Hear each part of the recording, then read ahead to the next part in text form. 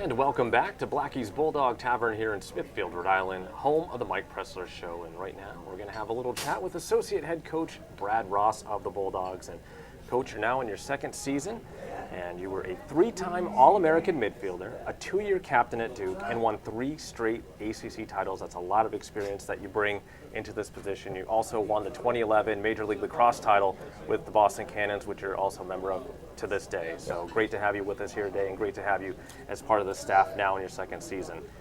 You're in charge of the offense as the offensive coordinator, and how would you really define those duties in relation to what Coach Pressler does? Sure. I mean, I think that, one thing, that Coach does a great job of, when we break, he coaches the defense, and he kind of lets us be down there. All this preseason, he's kind of said, don't worry about it. You go down and you do your thing down there. Obviously, with so many young defensemen, he's had to spend a ton of time working with them and just improving our team defense. So there were, plenty of times, this preseason where I spent, all my time on one end, and he's spending all his time on the other end. In terms of duties, I specifically coach the attack, man up, and then the offense. Okay. And how much of the offensive play calling during a game falls on your shoulders? Is it all of it, or do you kind of work in conjunction with the other coaches? Yeah, I mean, pretty much all of it. I mean, there'll be times where, Coach might make a suggestion that's something that, hey, this worked really well, we'll come back to it. Mm-hmm. Or, this guy's tired, let's go with somebody else. But yeah, in terms of the, minute-to-minute play calling, yeah, it is just me. Okay. Now, as a member of the Boston Cannons, how do you utilize those experiences that you've gained in years of playing professional lacrosse, and how do you translate that into teaching your players now in college? I think the coolest thing about, continuing to play professional lacrosse is that, I'm able to learn from so many different players. Mm-hmm. The biggest thing for me is learning how they did it, how it was taught to them, and then, taking little bits and pieces of that to kind of create my own style. Whether it's the Rabels, the Poscays, those guys, Hopkins, Syracuse, Virginia, all that type of stuff. All those guys are successful in their own way.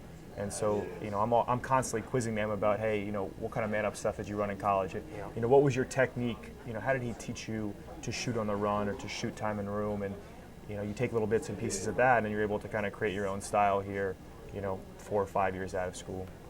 Do you feel that the players respond to you a little bit more because you've had so much success at the collegiate level and now at the professional level?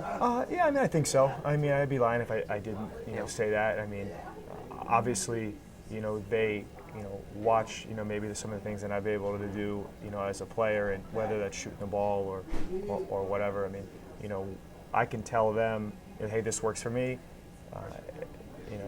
I think that that's something that is certainly is a factor. But not a huge one. Okay, now you actually played for Coach Pressler down at Duke for a couple of years. What was it like playing for him, and now how is it like coaching with him? Well, I think it's two sides of a coin. I think that when you are a player, sometimes you don't quite understand everything.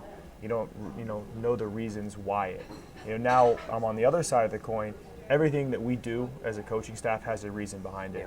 Yeah. If you're getting after a player, it's because you need something out of him. There are no, you're not jumping a guy for no reason.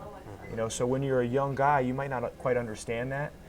So I think that's where I help in that, hey, I've been there and I understand what's going on here. Yeah. This is what we need out of you.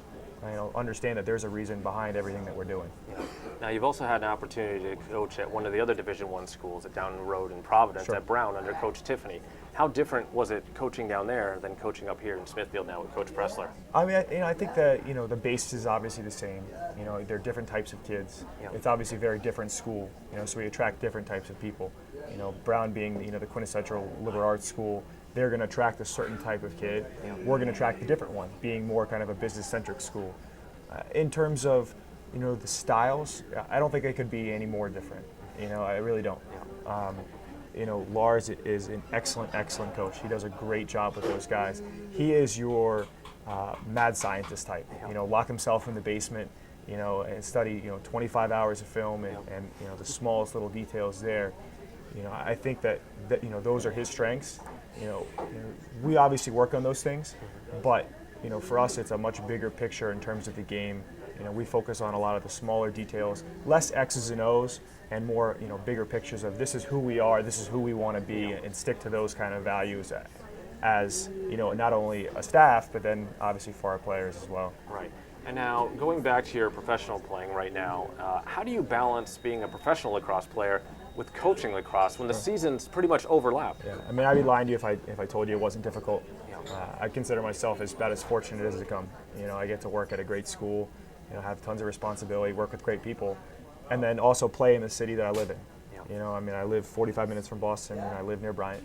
So I think the biggest challenges are certainly the physical portion of that. Right. Staying in shape. The way that you have to do that is you have to do it on your own time. I'm not going to work out and do all that stuff during the day. So that's done in the morning. Yeah. Before work.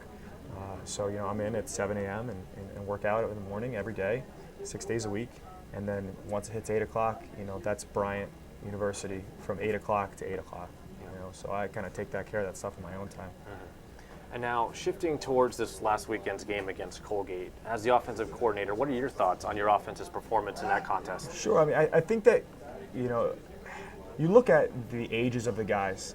They are juniors and sophomores and so on. But, for them, they're still learning. They're still so young. They're just starting to have some success now. There are certainly a lot of things that we have to continue to work on. I think the thing that I was most disappointed in is our kind of mental breakdowns in the fourth quarter. As Coach said, the unforced errors that we made. So those are things, moving forward, week to week in practice, just attention to detail, staying on them, trying to recreate those pressure situations so that hopefully next week and so on, we can be more successful. Yeah, and just real quick now, looking at the St. Joseph's opener at home, an important game for you guys. What are some of the things that you feel need improvement this week in practice? Well, the first thing's got to be shooting. We got to shoot the ball better. We spend more time doing it and talking about it, and teaching the fundamentals. We got to shoot the ball better. I think that we certainly have to ride better too. I don't think we were happy with the way that our attack rode, because that's an effort thing. That's something that takes no skill to do. That's just about heart. And that's something we have to improve on, and it's something we're going to spend a lot of time on this week. Great. Well, we wish you the best of luck this week. That's Coach Brad Ross of the Bryant Bulldogs. We'll be back with more of the Mike Pressler Show here on Cox Sports Television.